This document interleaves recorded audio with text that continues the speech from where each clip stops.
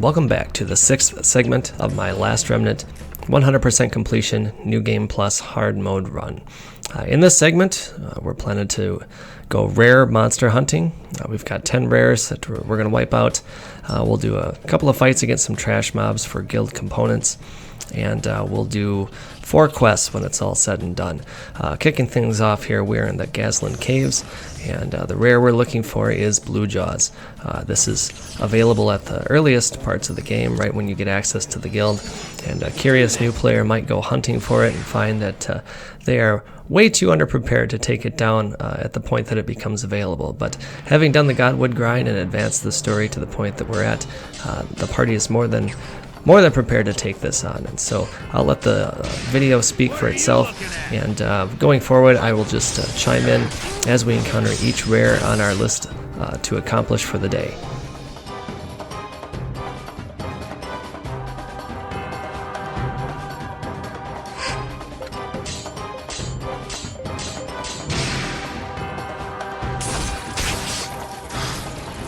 Come on! We've caught him with the pants down!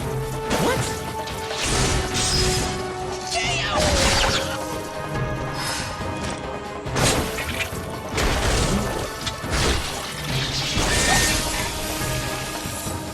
Piece of cake! I know I'm good.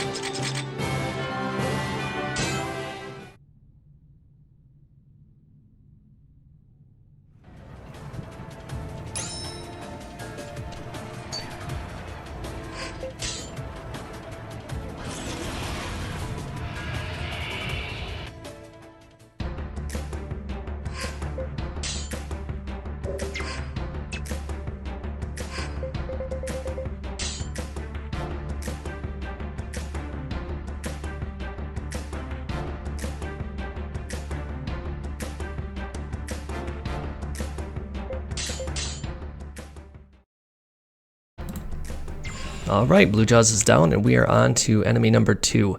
This one is Hellbiter, and it's found in the first map of the Great Sand Sea. It's the Chimera type enemy that you see here before us. It's a one-time rare, and it has a 100% capture rate, and so since we actually don't need this enemy for any other guild tasks, we can find whatever components can be split or dropped from it in other ways. You may as well hold on to this one and sell it. There's really not much danger here for us, again, since our party is sufficiently leveled, but an early game party might have some trouble since it uses laser breath, which is an art that hits an area directly in front of the enemy, so it can strike multiple unions. But again, besides that, not going to be too much of an issue. It's got about 30,000 HP, which we will take care of with minimal effort. Kick in their faces from the side! Damn it! What? Come now! You're holding us back!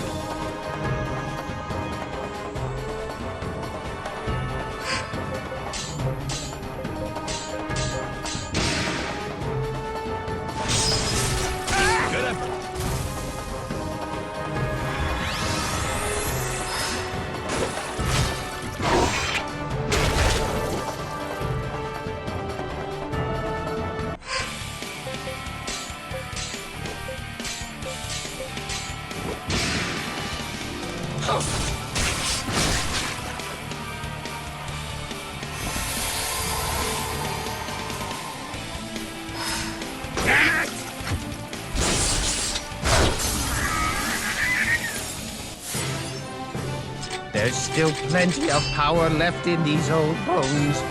Yeah! I feel stronger than I did before.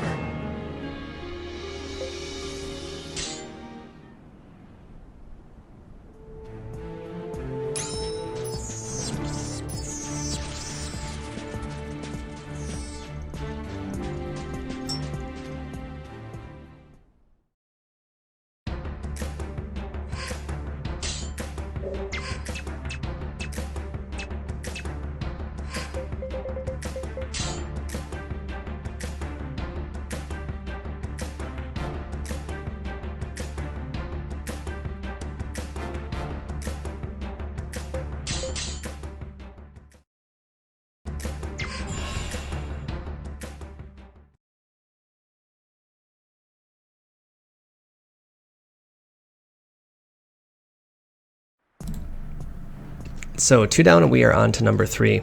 Number 3 here is the Dragon Rana, which is a leapfrog type enemy found at the heroic ramparts. Pass through this first gate as if you were heading to Nagapur. Take a look to the right and see if there's a secondary enemy that has spawned. If it is empty, which is the case here, it's a good indication that you've got a rare monster.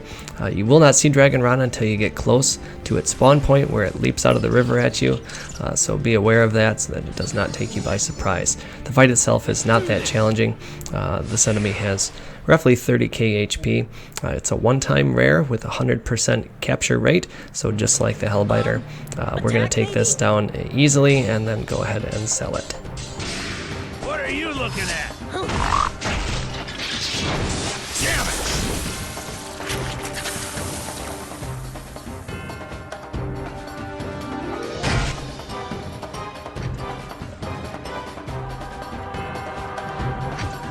These foes won't be an Oh, easy it's so fight. cute.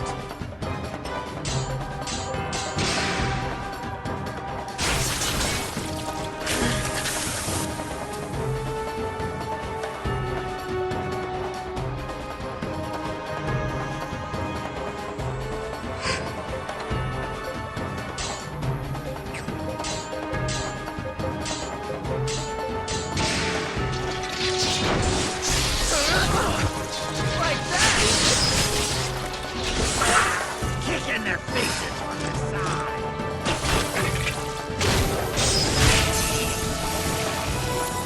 Piece of cake. I know I'm good. See that? I'm constantly growing stronger.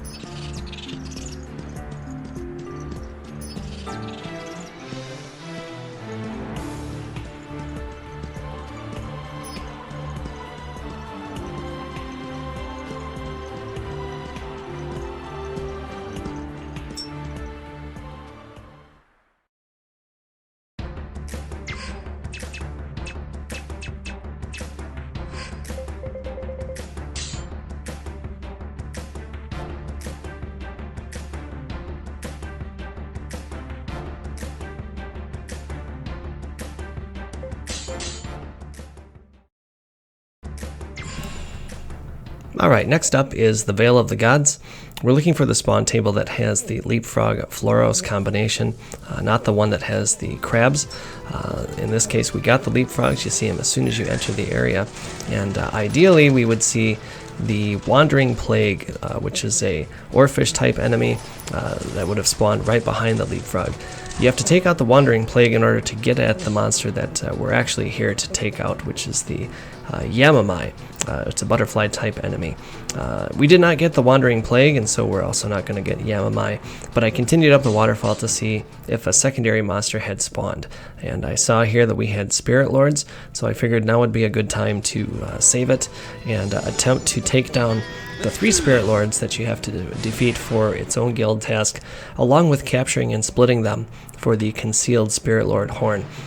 One enemy icon on the dungeon map produces 3 Spirit Lords, and so you can actually get this done in a single fight.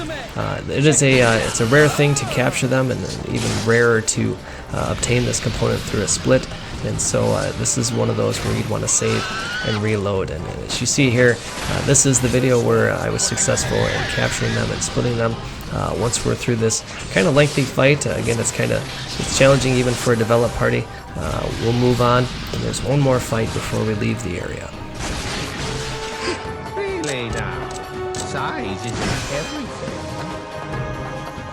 Come on, let's bust some heads!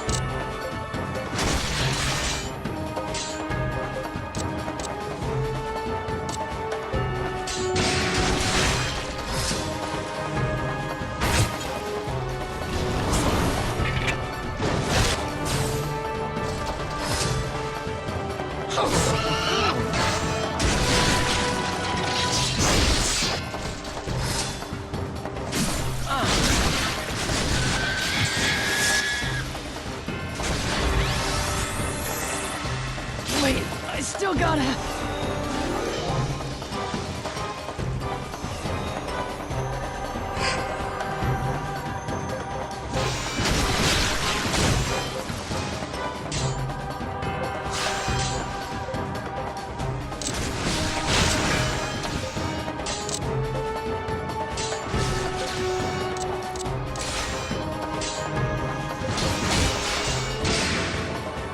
Hang in there, all right?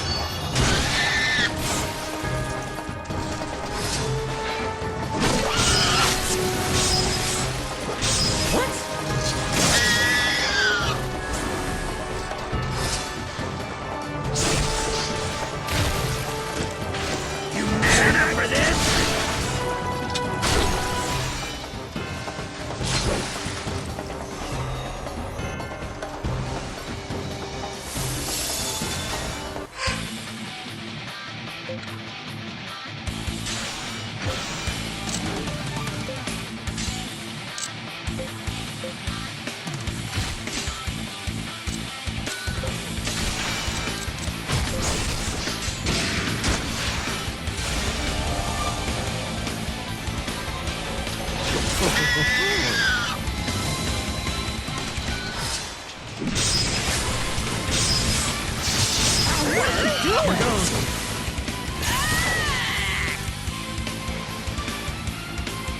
I'm gonna destroy you!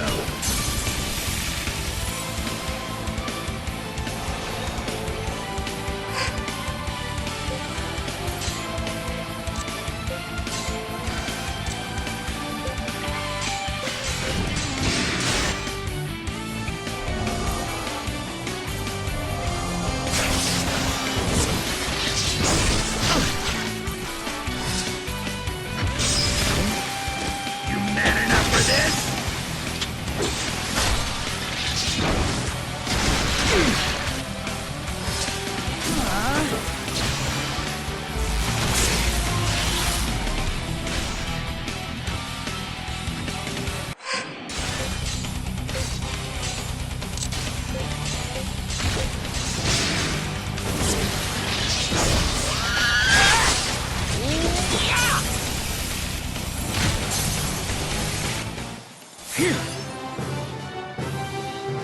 I know I'm good.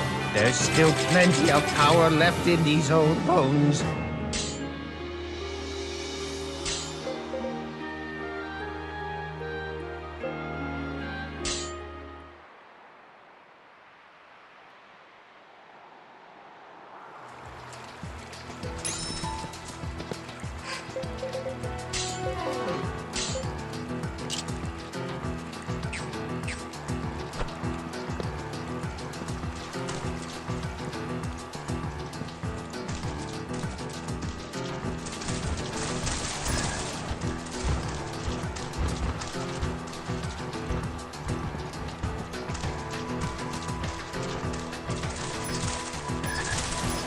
Damn!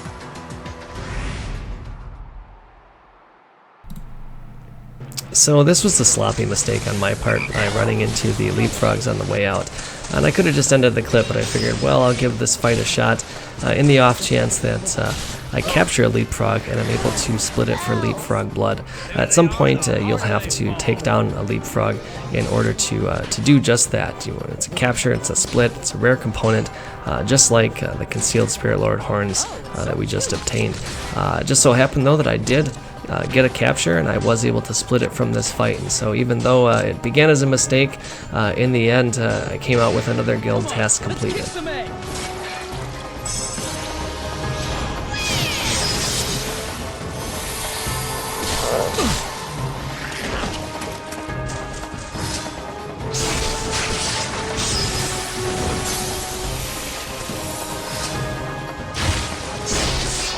You man enough for this? Get up!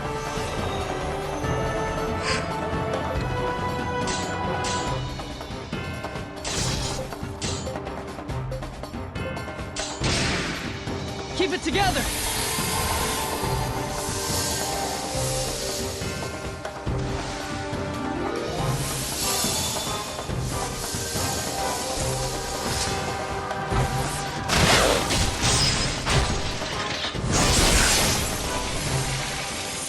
okay.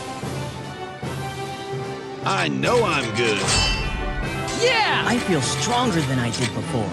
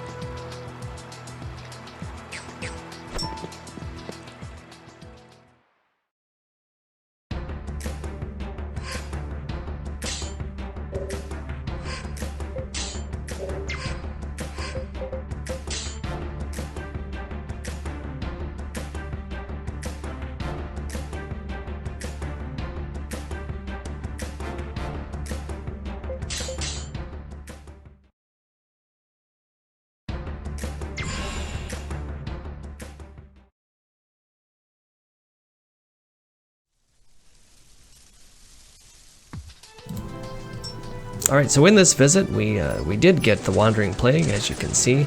It is found right at the entrance, and so you'll know right off the bat whether or not you've got it. It is a one-time rare with a 100% capture rate. It's not needed for any other guild task, and so once you capture it, you can sell it for about 10,000 gold. The enemy itself is not especially strong. It's got about 25k HP at our current BR.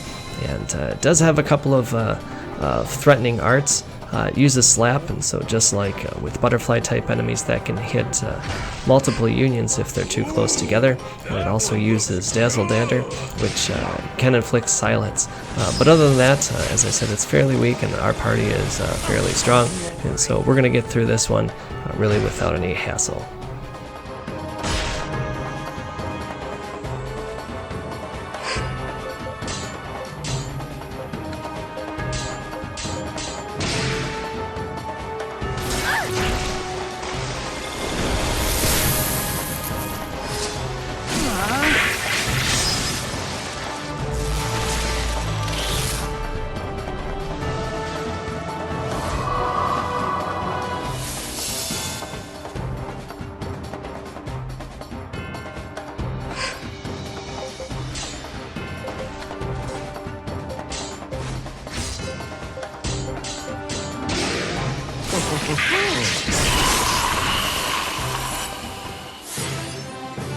I know I'm good.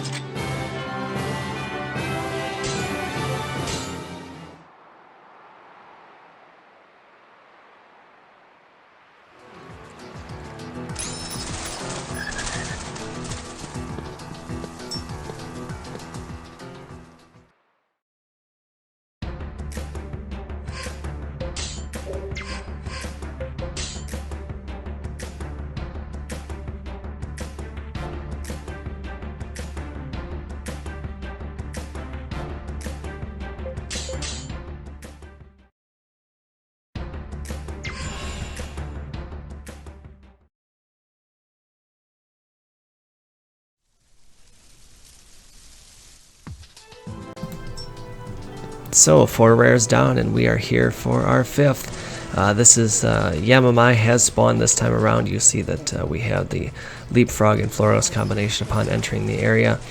It is a ways into the map, just past the treasure chest where we got the map of the area, kind of towards the right hand side. You'll see it's the only butterfly type enemy in the area. This one's not going to be a problem either. It's roughly got just under 35k for HP at our current BR. It uses similar attacks to what the Wandering Plague had, so a bit of dazzle dander, but other than that, really not going to give us a hard time at all. The best defense is a good offense. What are you looking at? Are you all right?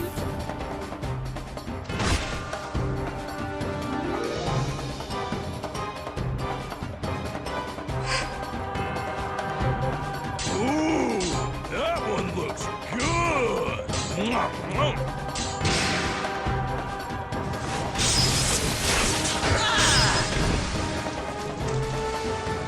keep it together!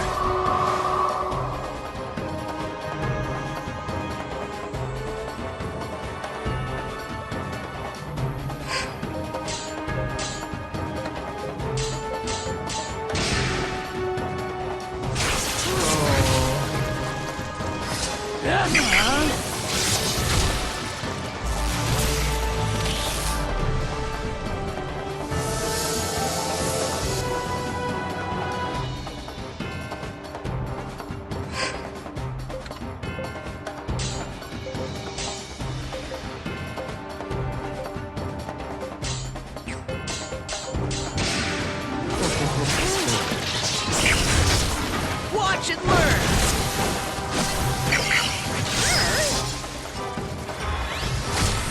Kick in their faces from the side. Piece of cake! There's still plenty of power left in these old bones.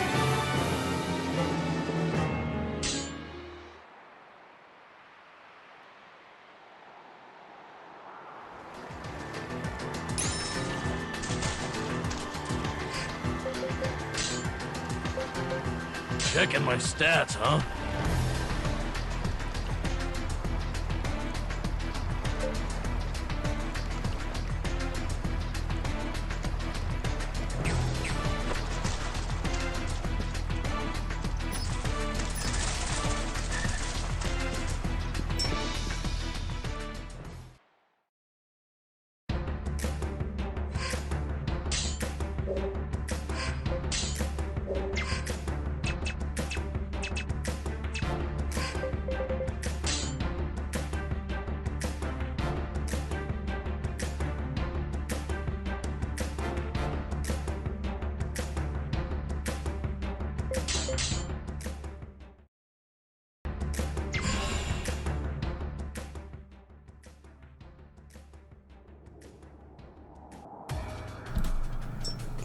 So returning to Blackdale, you can probably guess what the 6th rare is on our list. Players will have to take this down to advance to the next rank in the Union of the Golden Chalice. This is Dominator, which is the Spirit Lord type enemy that is available fairly early in the game and can be pretty troublesome if the party is unprepared. We've put it off long enough though, and so even though we are sufficiently developed, this is an enemy that could potentially be a threat to us. It has a lot of area attacks, and there's always first turn curse, and so you'll see that I approach this fight fairly conservatively, only sending in one group at the very start, but turns out that this was not much of a challenge for us at all. This is another one of those enemies that you don't need for another guild task, and so it's a one-time rare with 100% capture rate, so you can go ahead and turn this one in for What are money. you looking at?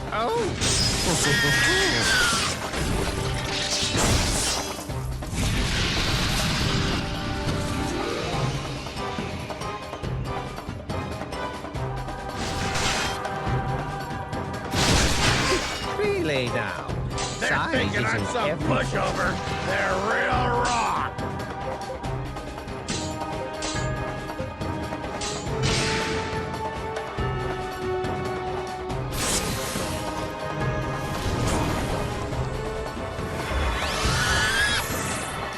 Well, oh, back in the saddle.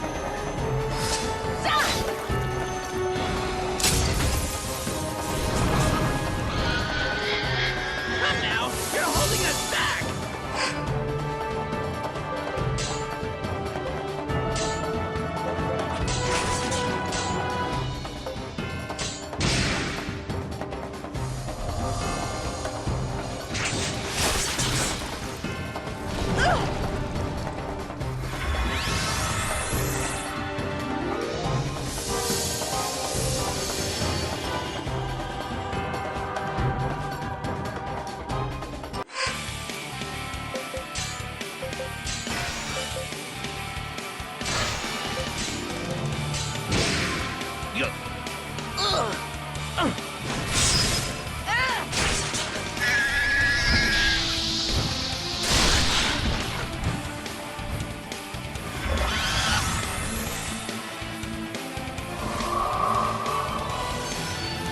Kick in their faces from the side. Do not underestimate them.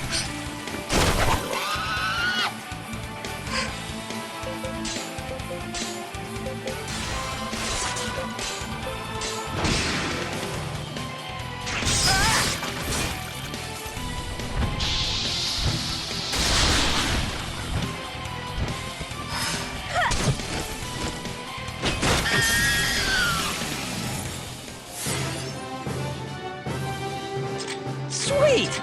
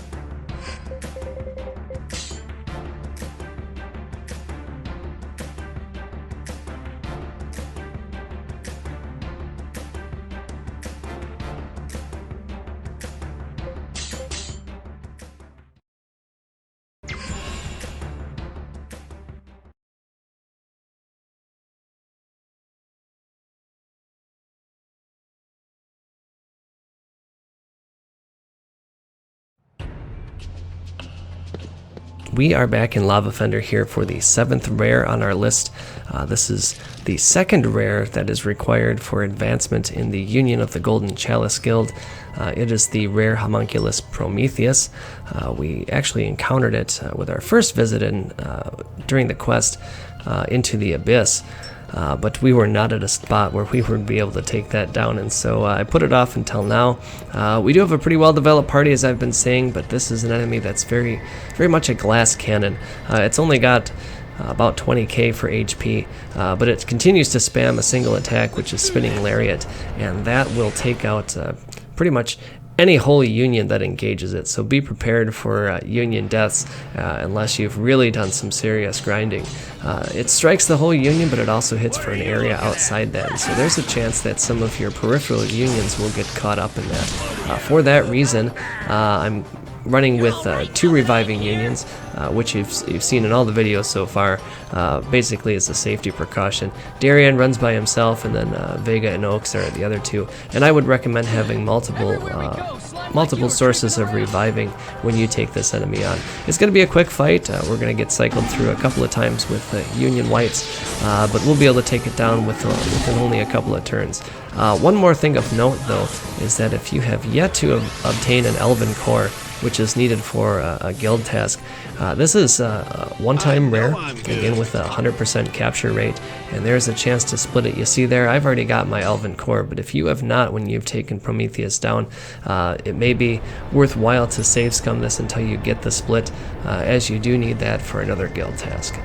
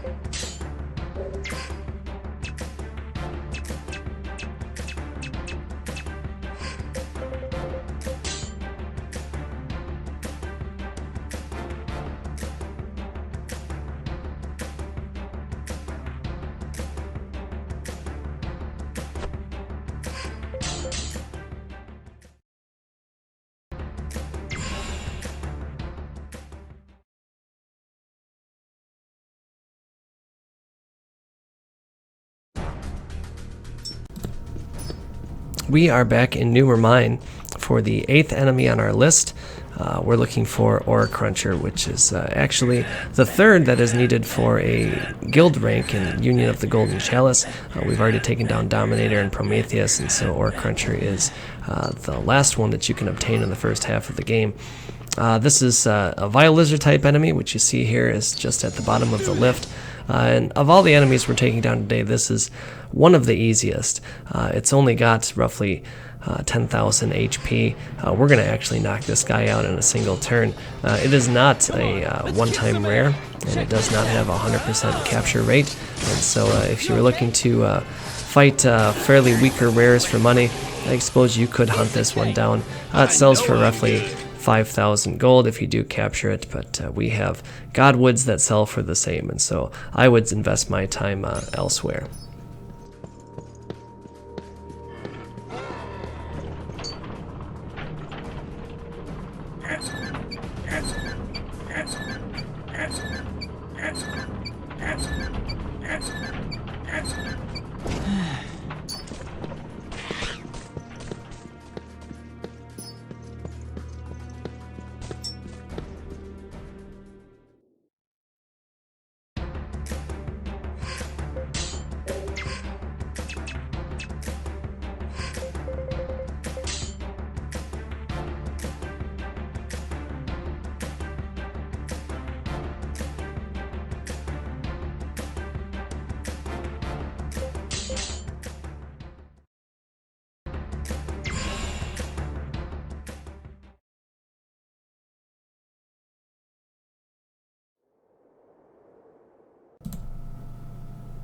So our last two rares for the day are found here in the Ivory Peaks. As soon as you enter, you want to look off to the left-hand side. As I'm indicating there, you want one of the two raptors to be asleep. If they're both awake, you do not have the spawn table that has the rares that we're looking for. In this particular visit, I'm looking for either Ruler of the Dawn or the Nanotyrannus. Ruler of the Dawn is for the Sword of the Three Realms guild task, and I just approached here in the video where it's supposed to spawn. Instead, I found that Nanotyrannus had spawned instead. Now this enemy is not needed for its own guild task, but it is one of those that you capture and split, which is why you see here I'm saving it so that I can save scum this to make sure I get the item I'm looking for. And that item is the RotL Feral Fang Scale. There are other options to obtain it, but it has a greater opportunity to be split from a rare enemy, and so I figured since Ruler of the Dawn had not spawned, and at some point I would want to fight Nanotyrannus, I ended up just taking this down here on this visit. It's going to be super simple. This is an early game rare, not going to give us any hassle at all.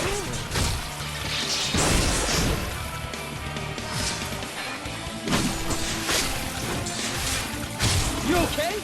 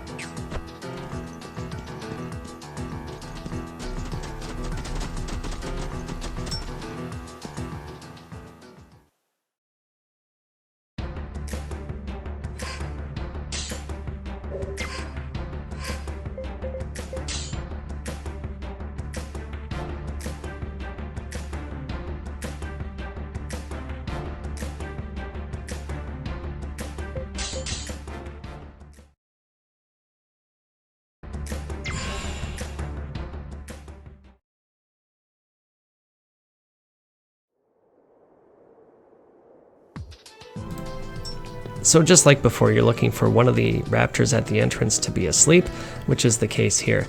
Then just proceed through the area, and up on the right hand side near the edge of the cliff is going to be a rosefly type rare enemy. In this case we're looking for Ruler of the Dawn, but be aware that there is a second rare enemy that spawns in the same location, looks just like it, and that is Royal Guard. And so if by some chance you go to redeem this guild task and it's not letting you do so, even though you're pretty pretty certain you took it down, there's a chance that you actually fought Royal Guard instead. And so Ruler of the Dawn is a one-time rare. It has a 100% capture rate, and I'm going to use that to complete a couple of other tasks. And so in addition to taking it down, we can split it, and hopefully we will get the Anthophyllum Needle. You need one of those for its own guild task, and you also need an Ondine Core. And so you can pretty much guess that I'm going to get that since I saved it. I would recommend that if you're going to complete all 3 of these with one boss monster or one rare monster, you would want to do the same.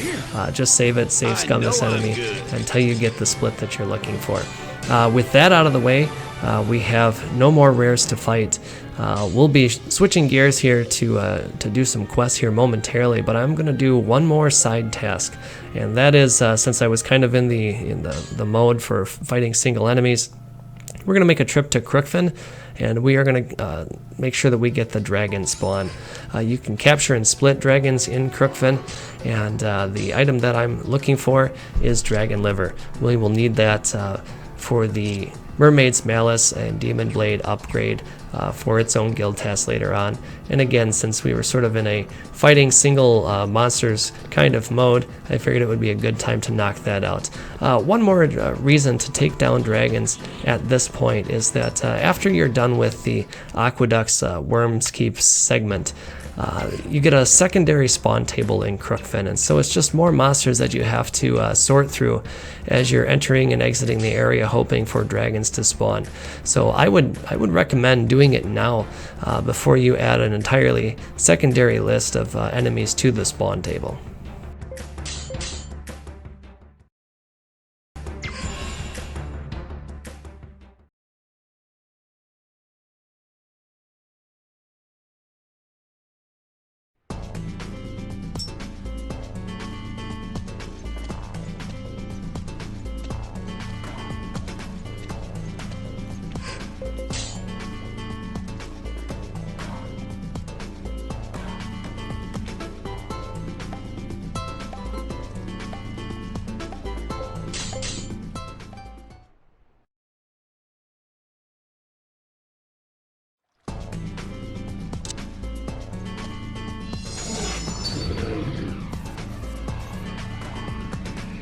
Let's do this!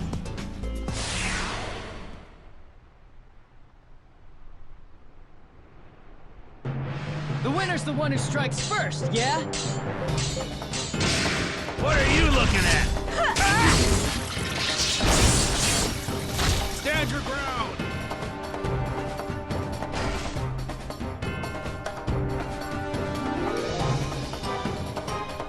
Relay down. Size isn't everything.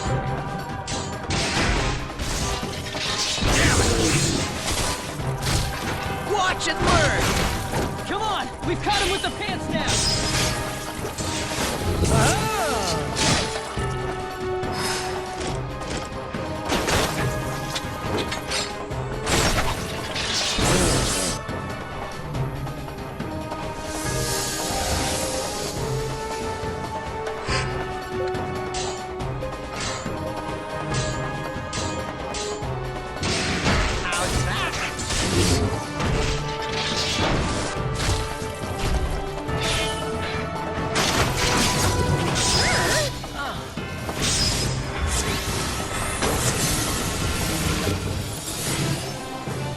I know I'm good. Alright, as you can see, we got our dragon liver, and with the acquiring of that component, we have only 3 more components to go before we can craft the Mermaid's Malice at the early part of the second half of the game. And so it's been quite a work in progress, and so it'll be pretty satisfying when we can finally complete that and turn in that guild task. And speaking of, we are now going to return to Athlum and cash in on all the guild tasks we've completed today, and then as I said earlier, we're going to switch gears and start knocking out a few more quests.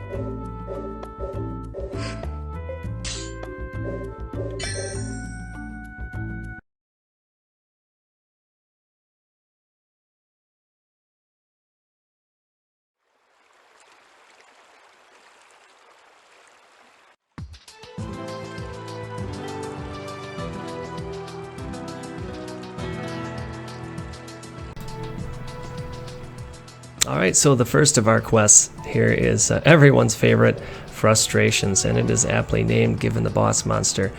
We are going to be taking on Validus, which is once again a Spirit Lord type enemy. We've had great success so far today, so I figured why not continue the trend.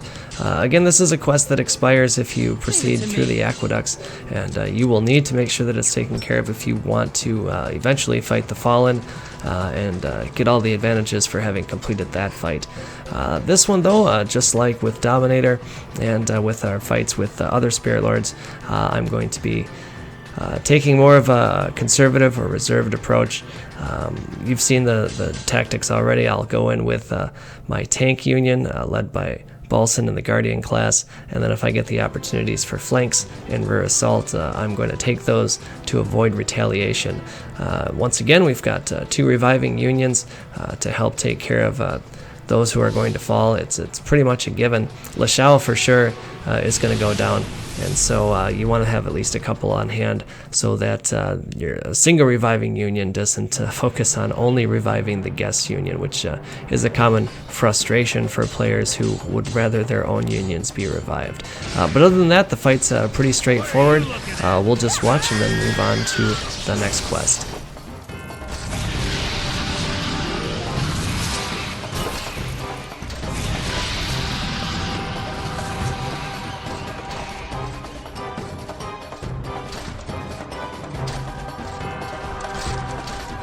Really now? Hey, this hero Size stuff's isn't not my everything. gig.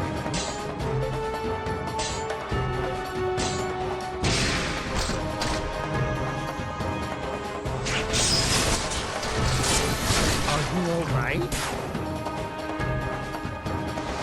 Still alive and kicking! Back in the saddle. Kick in their faces from the side.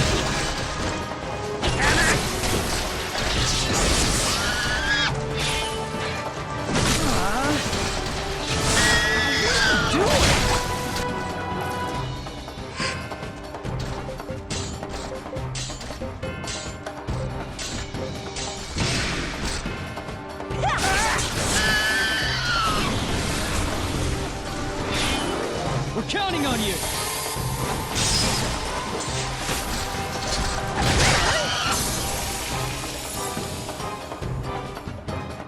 Piece of cake! I still have more powers. Wait.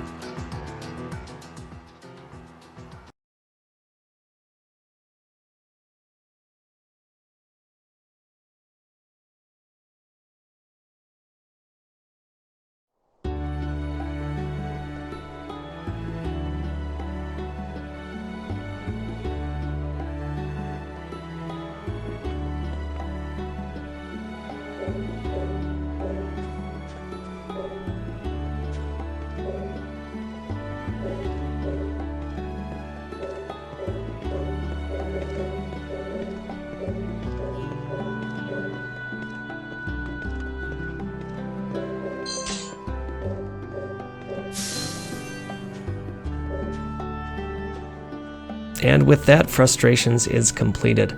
You get 30,000 gold for the completion of that quest, which is certainly appropriate if you found it a little more challenging. You also can find Lashao in the guild. He might be worth a try on the first playthrough if you're a newer player. He does not have any healing options, so it might be one of those that you overlook the first time through. But if it is your second or subsequent playthroughs, I would recommend giving Lashao a try. He's mostly developed for morale shifting arts. He does start as a marksman, can play the long range game, but he does have hexes as an early game hex unit. You could develop him for shifting morale again and a potential cachexia user, and later on when he gets psionics, he becomes invaluable as a morale shifter. Our second quest though is actually a series of 3 boss fights. We're moving on to Gore, and we're going to interact with Blockter and take care of the Standoff. This is again, a series of 3 fights that become increasingly more challenging. The one thing that makes this quest stand out is kind of like with Emma's quest when you went and took on Bravery and Loyalty. If you leave Blockter on the sidelines, he will join as an additional unit with boosted up stats, and so I've done just that. I took a look at Blockter, made sure that I had appropriate arts selected for him so that when he engages in the fight on his own, he can actually be a contributor to the fight. It allows you to surpass the unit limitation imposed at this point of the game. The fights themselves, they can be a little bit tricky. You do have to fight one boss monster accompanied with a couple of unions of minions. You'll see here, just like before, I'll let all the fights speak for themselves. We'll get through it really without too much hassle, but as each of these go on, the risk becomes greater and greater.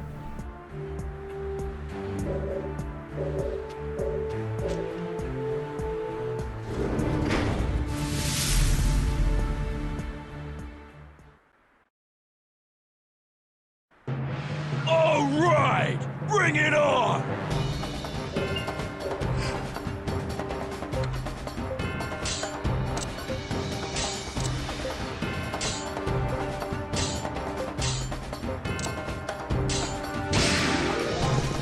What are you looking at?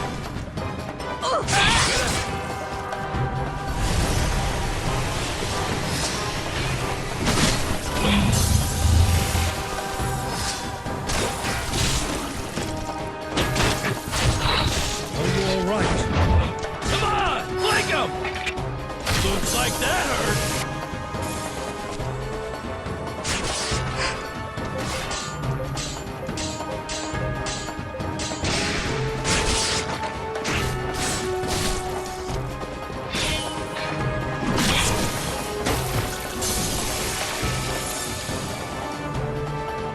Phew! I know I'm good.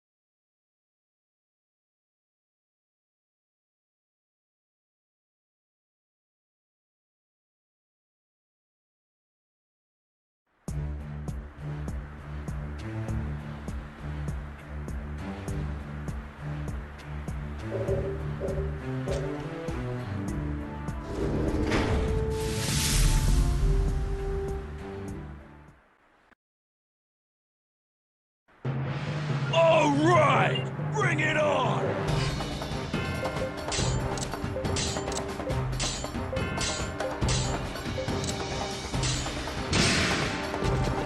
What are you looking at? All right! Stand your ground!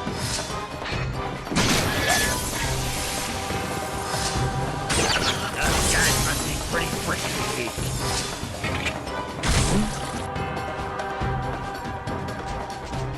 Nothing to do but fight now, is there?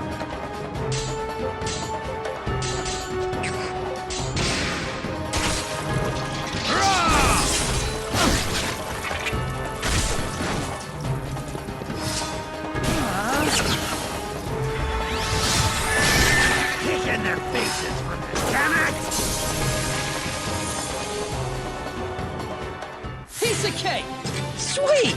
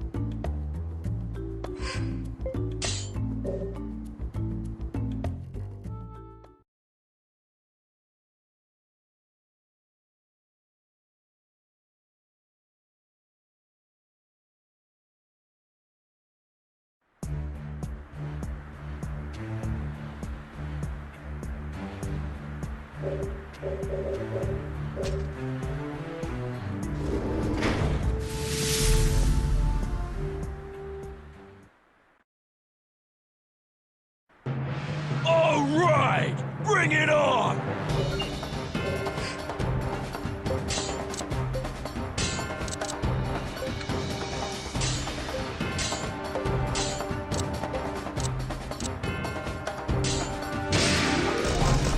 What are you looking at? Gonna...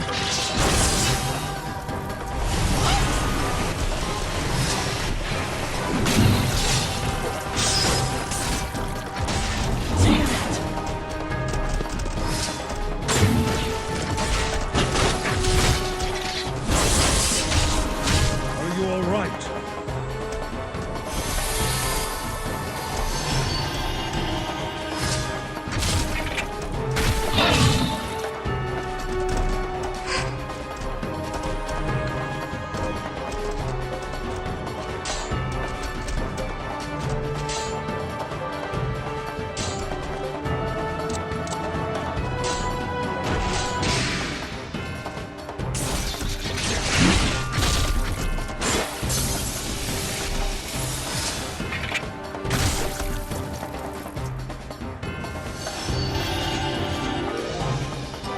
You're all right now that I'm here!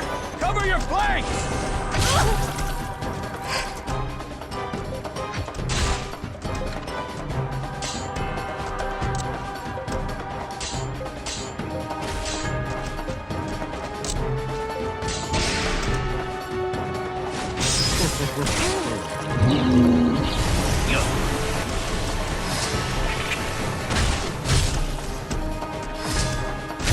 Those guys must be pretty quick.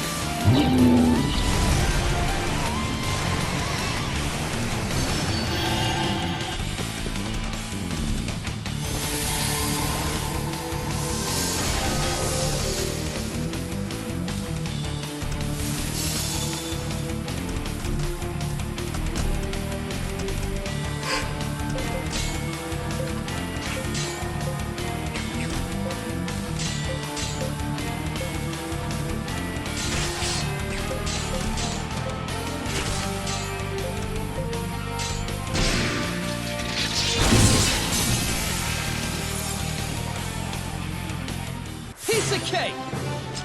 Sweet!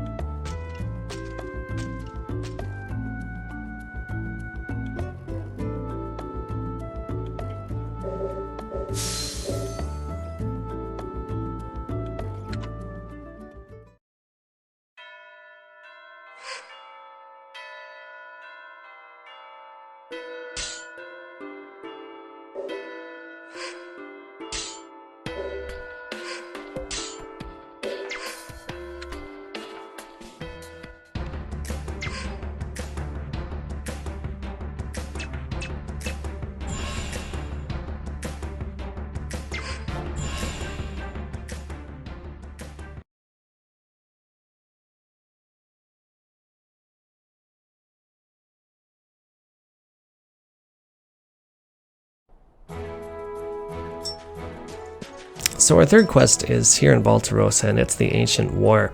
And this is a quest that you could attempt as early as Baltarosa becomes available, which is just after entering Illusion. If you were to try it at that time, though, unless it was a New Game Plus where you had some ridiculous equipment on your characters, there's really slim to no chance that you're going to make it through this fight. But we have done some preparation, and it is much later in the game, and so we're able to take care of this now.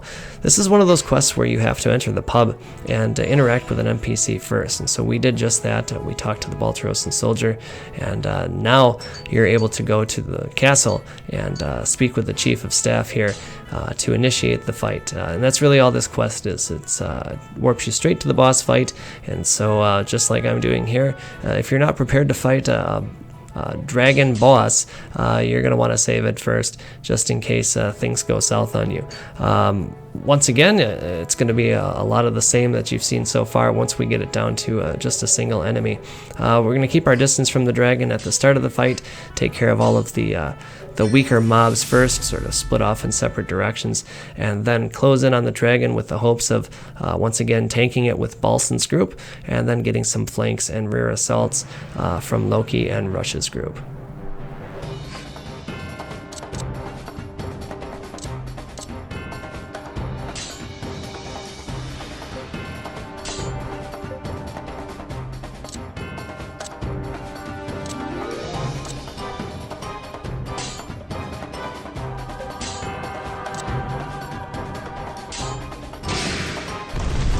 I'm gonna destroy you!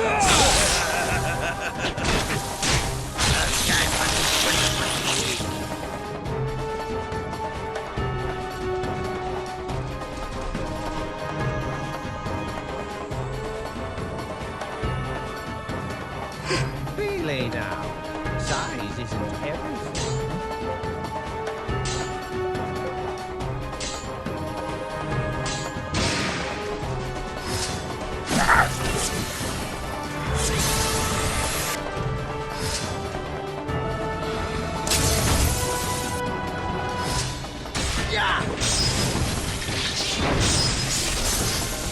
You wanna play?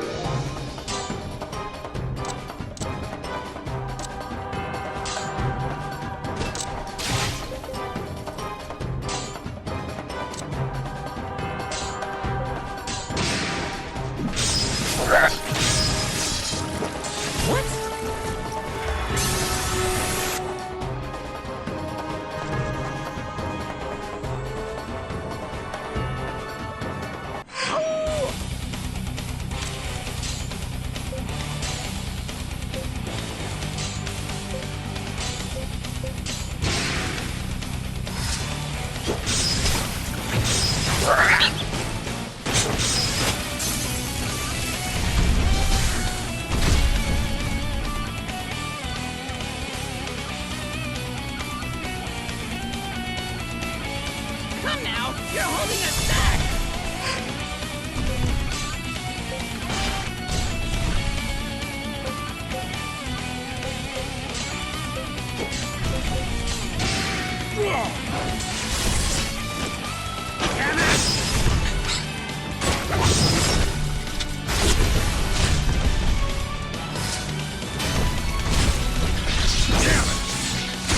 Good effort.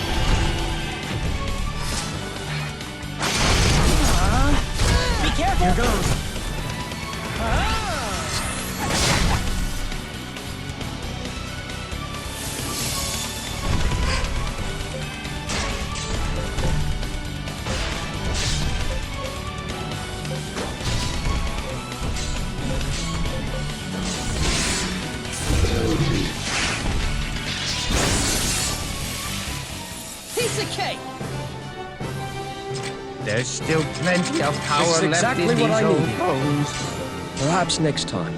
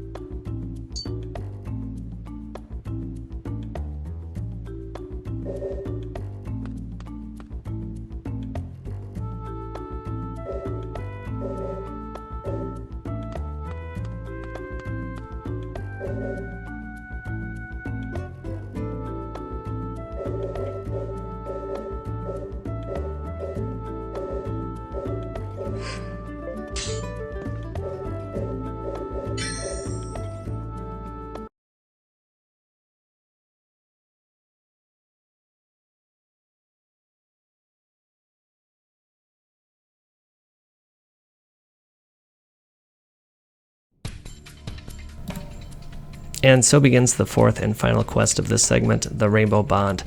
The boss is the Ancient Dragon, and defeat of the Ancient Dragon is required for an achievement on the Remastered version or the 360 version if you happen to be playing that. And so we do want to take this down now, but not necessarily for that reason. I'm looking to gain all of the Salia before I complete the Fiery Revolt, so that is the reason why I'm taking on the Standoff and the Rainbow Bond prior to the Aqueducts. Those two quests do not expire, however the quest Frustrations and Ancient War do, and so I figured I would just lump them all into one segment and then probably do all of the Sevens quests in their own video, with the exception being Sweeto, since we've already done that. But as far as this quest goes, it can be probably one of the more challenging quests on the first half of the game, and so it was appropriate that we include it with Frustrations in the Ancient War. The key here is doing whatever you can to avoid Dark Breath, and basically to keep the guest union going. To avoid Dark Breath, do whatever you can to boost morale. If you can fill the morale bar up entirely, the enemy will use Desperate Wail instead of Dark Breath, and that can certainly soften its damage.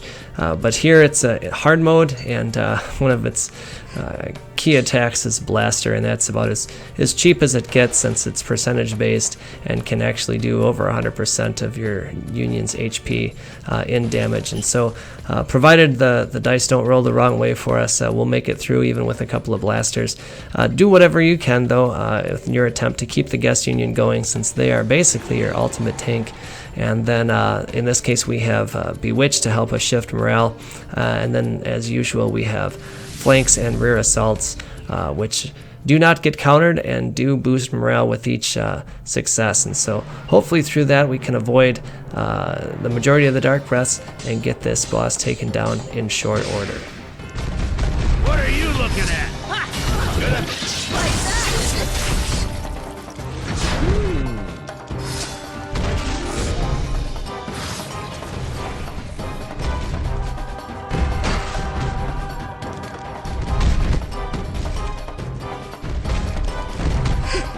Lay down. Size isn't everything. Won't let bullies like you get in my way.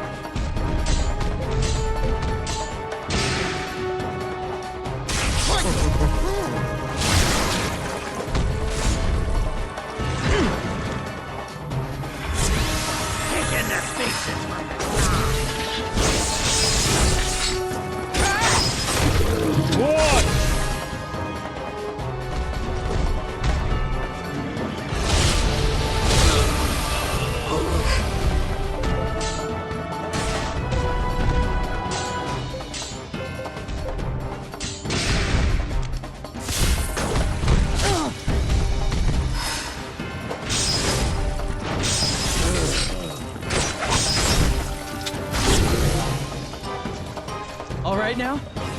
I think I dropped off for a bit.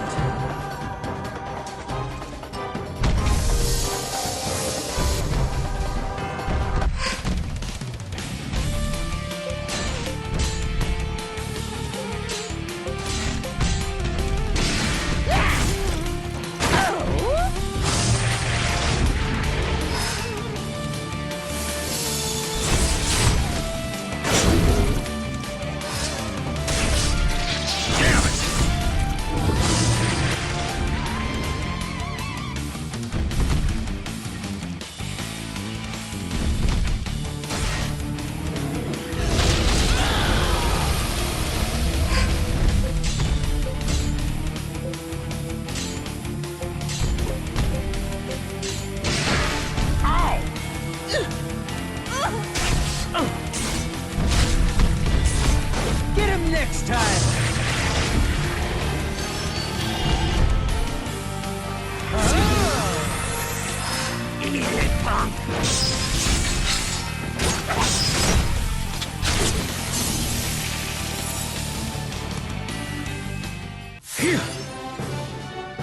I know I'm good. Sweet!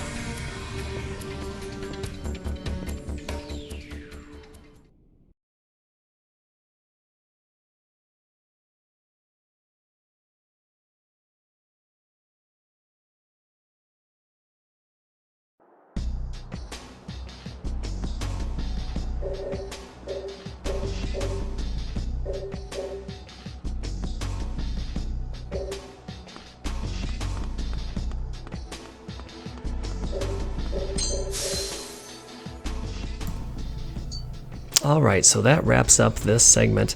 The next one looks like it's going to be mostly focused on quests. We've got about 11 quests left to take care of before the end of the first half. 9 of them for sure, a couple that are optional, but I'm probably going to take care of them anyway. And just a very small amount of guild tasks, and upon completion of that, we're going to advance the story and take care of the aqueducts section.